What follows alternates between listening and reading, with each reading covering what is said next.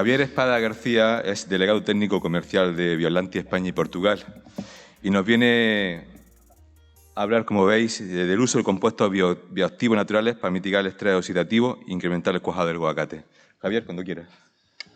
Bueno, muchísimas gracias a la organización Granada Más por invitarme a hacer esta ponencia. Este es el segundo año, vine el año pasado a hablar también un poco del estrés oxidativo y bueno, cuando Juan Manuel me invitó, pues la verdad es que se lo agradecí y le dije, pues mira, tengo una ponencia que creo que puede ser bastante interesante porque acabamos de presentar en Bioatlantis, en el Congreso Internacional de Aguacate celebrado en Nueva Zelanda a principios de abril, hicimos una presentación, así que bueno, pues creo que podría ser el momento idóneo para presentarla aquí en Granada, en Motril.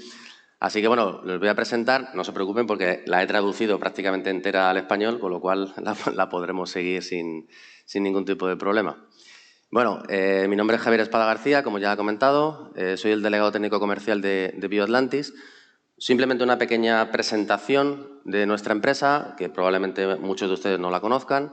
Bioatlantis es una empresa irlandesa con base científica que se fundó en el año 2004 en el suroeste de la isla de Irlanda, en Tralee, en el condado de Kerry. Bueno, la empresa básicamente se dedica a desarrollar tecnologías que están basadas en compuestos beneficiosos extraídos de fuentes naturales.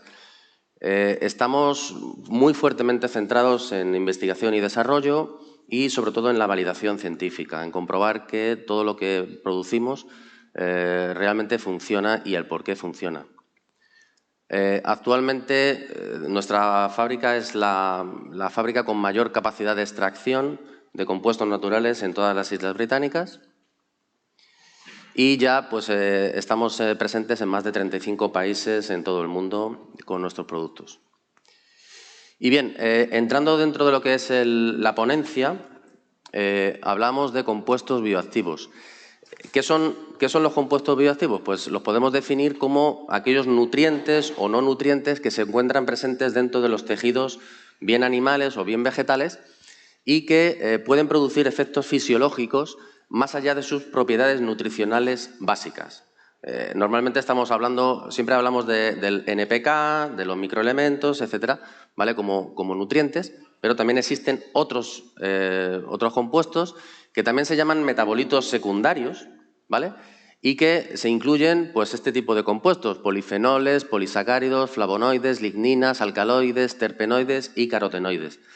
Este tipo de compuestos pues, también tienen efectos dentro de lo que es la fisiología de las plantas y que prácticamente se han estudiado bastante menos que los clásicos elementos minerales. Aquí les voy a presentar algunos, por ejemplo, de estos bioactivos. Por ejemplo, los fucoidanos, fluorotaninos y la minarina. Los fucoidanos básicamente son polisacáridos cuyo componente fundamental es la fucosa. Los fluorotaninos son un tipo de polifenol, es un tipo de tanino, que bueno, ustedes lo habrán escuchado sobre todo en lo que es la industria del vino, en los taninos, y la laminarina, que es un polisacárido de glucosa.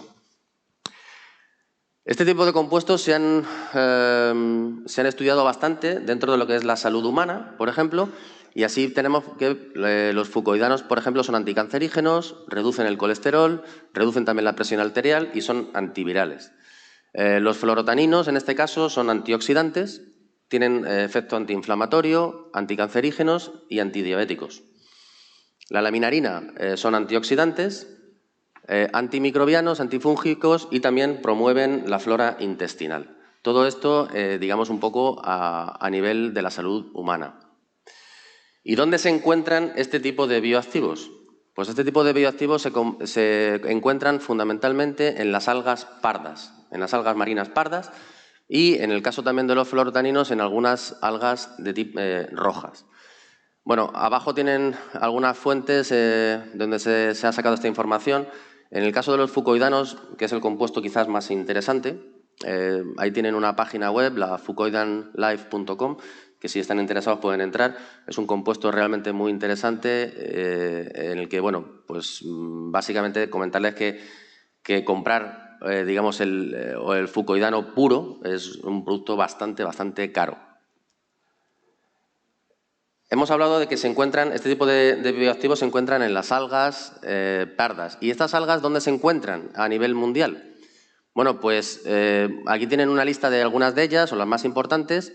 En este caso, Ascophyllum nodosum, que es el alga quizás parda más conocida y el que más se conoce en todo el mundo y sobre la que más se ha estudiado, esa se desarrolla solamente en lo que es en las costas del Atlántico Norte, las costas de Estados Unidos, Canadá y todo lo que es la parte del Atlántico Norte en Europa. Luego tenemos otra especie que es laminaria, diferentes tipos de laminaria, que esta solamente se encuentra en el Atlántico Norte, en Europa.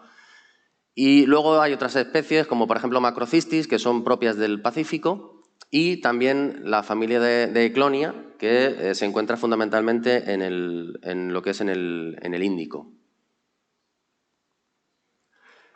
¿Y cómo actúan estos bioactivos en las plantas? Pues tienen diversas funciones metabólicas. Por ejemplo, antes hemos comentado, los fluorotaninos, por ejemplo, son antioxidantes.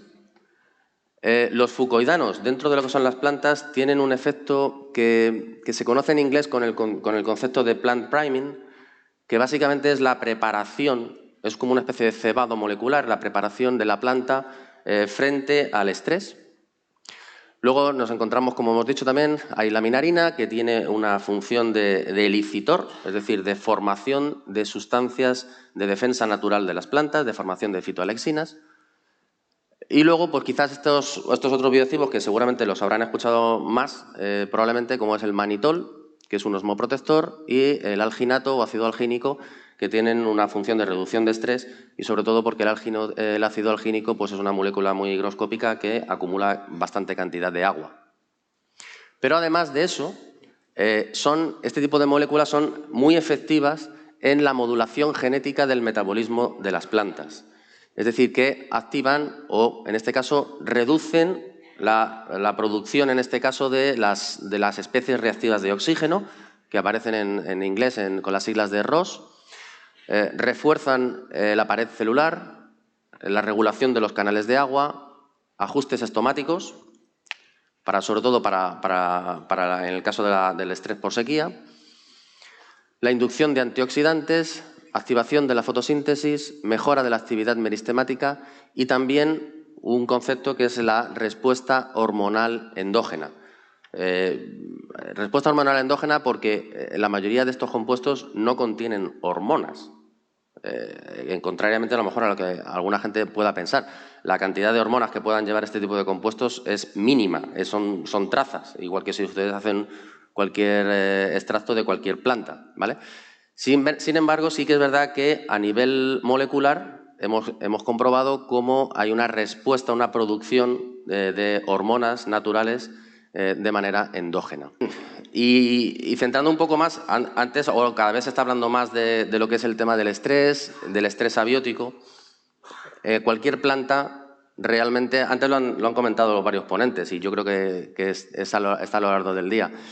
¿Qué factores son los que provocan estrés en las plantas? Pues condiciones sobre todo ambientales, las temperaturas, calor, el frío, la salinidad cada vez es mayor, también la asfixia radicular. El exceso de agua, el encharcamiento provoca también un estrés en las plantas.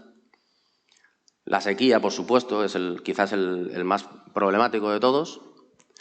Pero también, y antes lo comentaba Iñaki, el estrés reproductivo.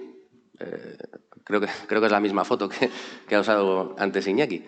El estrés reproductivo, el exceso de floración. El exceso de floración provoca un estrés en las plantas, debido básicamente a que, en este caso, la planta o el árbol tiene una cantidad de fruto inmensa, provoca una enorme demanda energética y, por tanto, la planta se estresa por ese motivo. Aquí tienen algunas publicaciones científicas que hablan un poco del estrés, hay muchísimas, ¿vale? Pero les pongo simplemente estas un poco para que vean algunos ejemplos. En la primera de ellas pues habla cómo el estrés oxidativo pues induce a un menor crecimiento, daño y también, en los casos más severos, la muerte celular. Cómo lo que es el proceso reproductivo, la floración y cuajado, pues es un proceso que tiene una demanda energética muy alta y provoca un incremento en lo que son las especies reactivas de oxígeno. Y este otro de abajo habla... Esto por aquí. Aquí. Y este de abajo que habla cómo la acumulación de estas especies reactivas de oxígeno por estrés abiótico o estrés biótico genera un estrés oxidativo en las células vegetales. ¿Y cómo, básicamente, o cómo podemos definir el estrés oxidativo? Pues es un complejo fenómeno físico-químico y fisiológico que, digamos, acompaña a todos los estreses, tanto a estrés biótico como a estrés abiótico, y que genera una sobreproducción de especies reactivas de oxígeno en las plantas. ¿Cuáles son estas especies reactivas de oxígeno? Fundamentalmente superóxidos, grupo hidroxilo y peróxido de hidrógeno. En todas las plantas existen este tipo de especies reactivas de oxígeno y lo que tenemos que tratar es de que estén en equilibrio, es decir, que estén en un estado, digamos, intermedio. En el caso de que haya un cultivo estresado, pues en este caso se produce una excesiva producción de estas especies y produce toxicidad, en los casos más graves, pues la muerte. En cultivos que no están estresados, pues, sin embargo, estas especies reactivas de oxígeno actúan como moléculas señalizadoras para determinados procesos fisiológicos, de tal manera que, por ejemplo, el desarrollo del tubo polínico o la germinación de semillas requieren de un determinado estrés. O simplemente el hecho de la inducción floral también requiere de un pequeño estrés para que se produzca. Este gráfico es un estudio de la FAO que está básicamente centrado en cereales, aunque también está en soja, en remolacha y en patata, pero habla, digamos, el estudio a nivel mundial de cuáles son las pérdidas de cosecha potencial que se obtiene en estos cultivos. Si se dan cuenta, prácticamente el 70% de las pérdidas de potencial productivo se deben a causas climatológicas, a estrés por condiciones climatológicas. Y tan solo el 10% se deben a causas por plagas y enfermedades. Resulta también bastante curioso cómo la industria básicamente pues, ha generado o normalmente se ha dedicado fundamentalmente a tratar de solucionar los problemas causados por plagas y enfermedades y no por causas climatológicas. Pero, bueno, cada vez creo que tenemos que ir cambiando un poco esta dinámica. Y, como les comentaba anteriormente, en Bioatlantis pues, nos gusta validar los productos de manera científica, de manera controlada, y en este caso pues, les voy a mostrar un ensayo que se realizó junto el programa Crop Strengthen junto con la Universidad de Potsdam en Alemania, en la cual, bueno, conjuntamente con otras empresas, el objetivo básicamente fue el desarrollar una tecnología para aumentar, digamos, la tolerancia al estrés. En este caso se realizó en tomate y en estrés por sequía. Se utilizó pues, unas técnicas de nueva generación, la transcriptómica y bioinformática, la secuenciación de última generación y el análisis de expresión genética diferencial. Bien, entonces en este ensayo tenemos tres tratamientos. Un tratamiento control, en el cual pues, las plantas se encontraban, digamos, con suficiente cantidad de agua, sin ningún tipo de problema. Un tratamiento con estrés, 10 días sin nada de agua. Y luego un tratamiento en el cual también las plantas estaban estresadas, pero previamente le habíamos aplicado un tratamiento del producto Super 50. Bueno, visualmente, pasados los 10 días, estos eran los resultados. Como podemos observar, bueno, se ve bastante la diferencia. Esta es la planta sin agua y esta es la planta sin agua, pero antes tratada con Super 50, ¿vale? La planta control. Bueno, cuando analizamos la expresión genética diferencial, esto es una herramienta realmente tremendamente interesante, porque aquí lo que nos vino a expresar es que una planta, cuando le quitamos el agua, pues se produce un cambio o se produce una expresión genética muy diferente. Más de 3.000 genes cambiaron. 1.300 se expresaron y 1.600 no se expresaron. Como resultado, básicamente tenemos una no tolerancia o un estrés por sequía. Pero, ¿qué ocurrió cuando analizamos las dos plantas estresadas? Las plantas que tratamos previamente con Super 50, hubo un cambio y se expresaron 135 genes que aquí no se expresaron y 29 genes que en las plantas tratadas no se expresaron y aquí sí.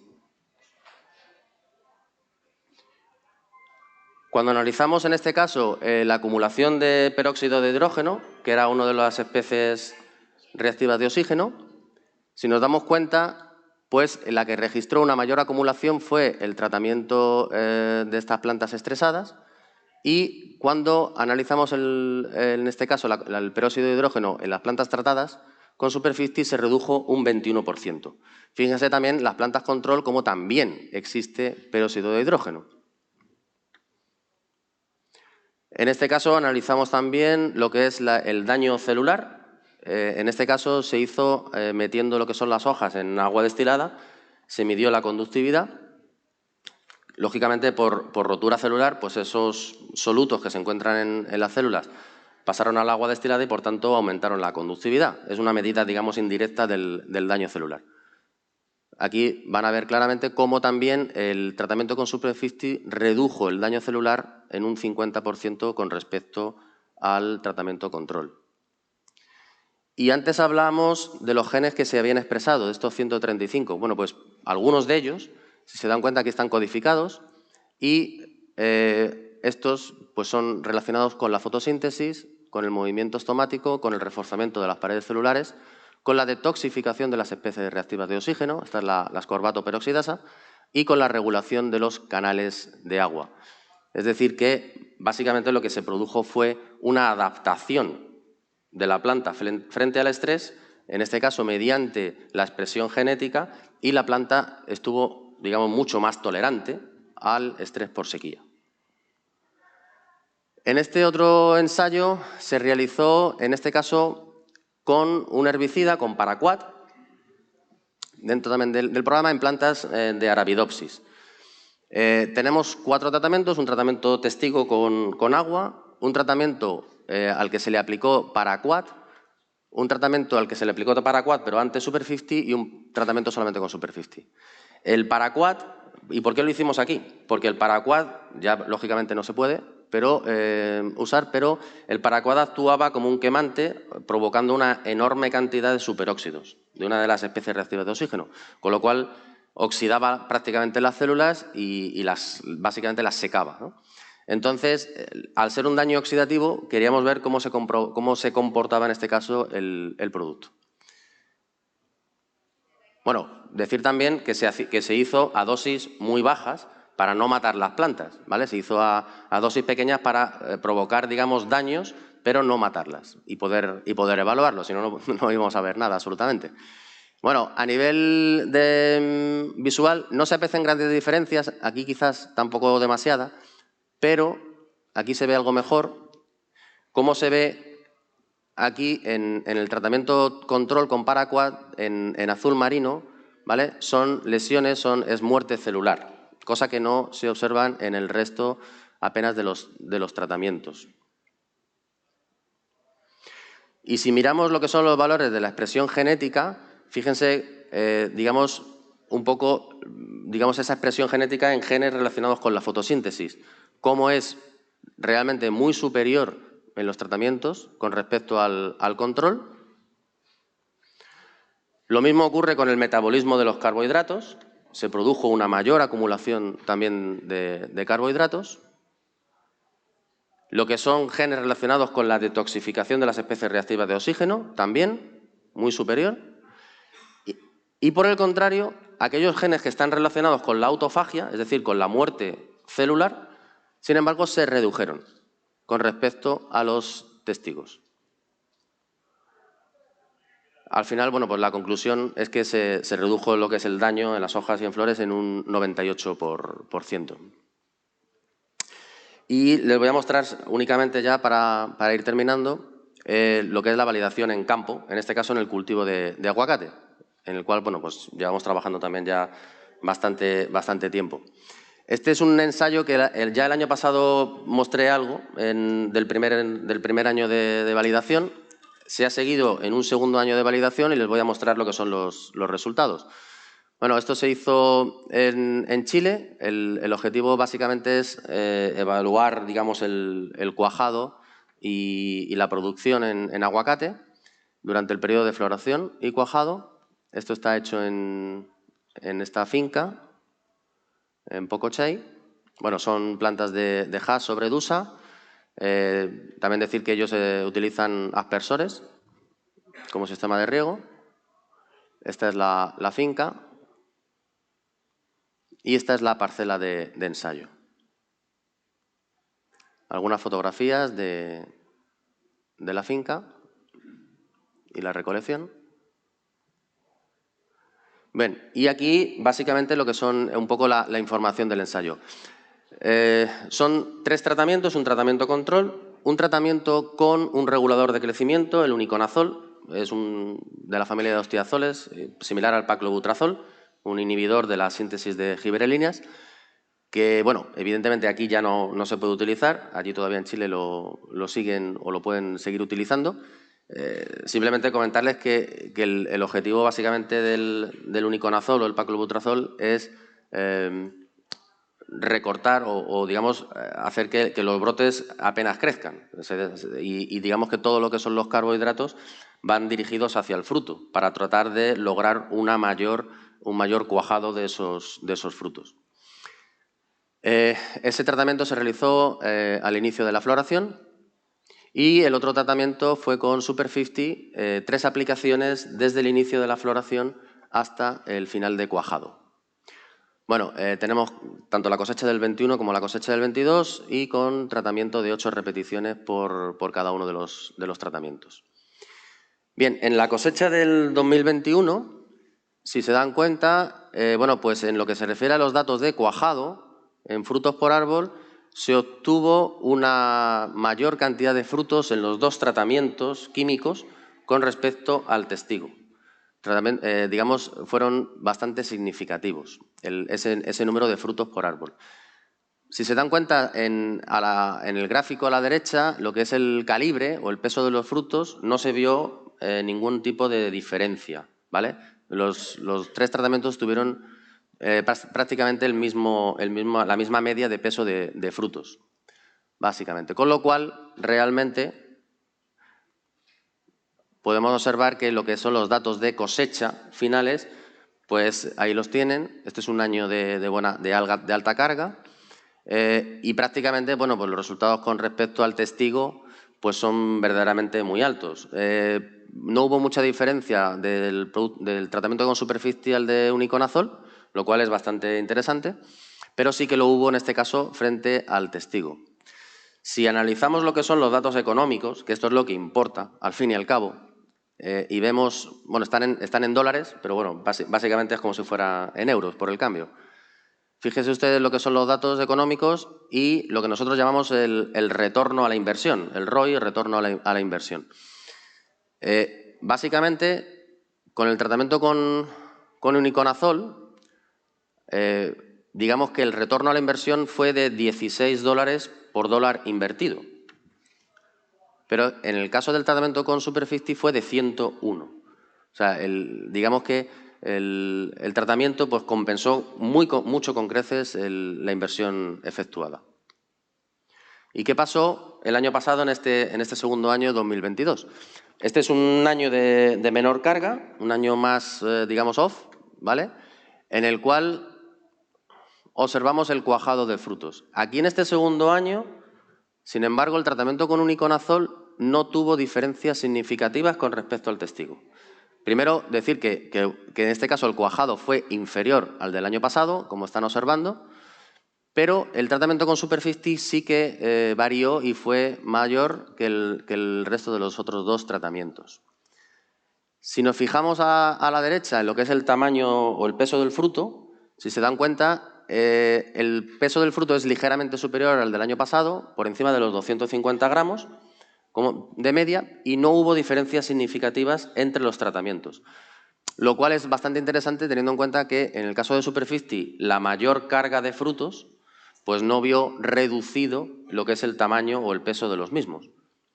Como consecuencia de ello, pues si analizamos lo que son los datos totales de cosecha en kilos por hectárea, pues ahí tiene los resultados.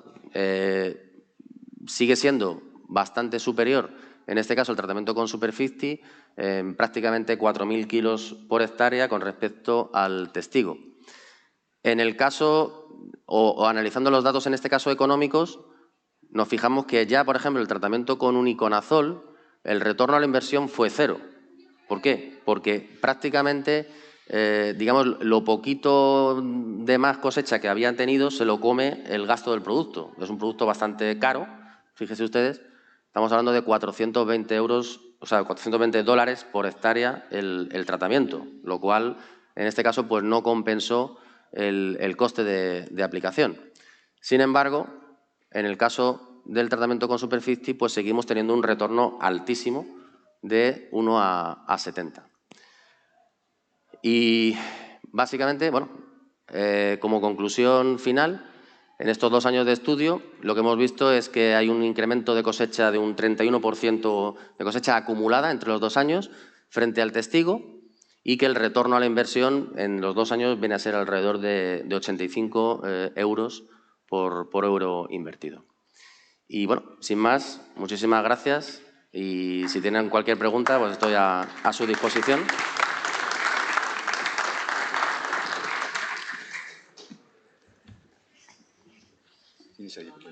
¿A dónde? No. ¿No hay preguntas? Bueno, de todas maneras, si tienen cualquier cosa, estoy allí en el salón. Y si quieren profundizar algo más, pues estoy a su disposición. Gracias. Javier, un presente por parte de la organización. Muchísimas gracias. Muchísimas gracias.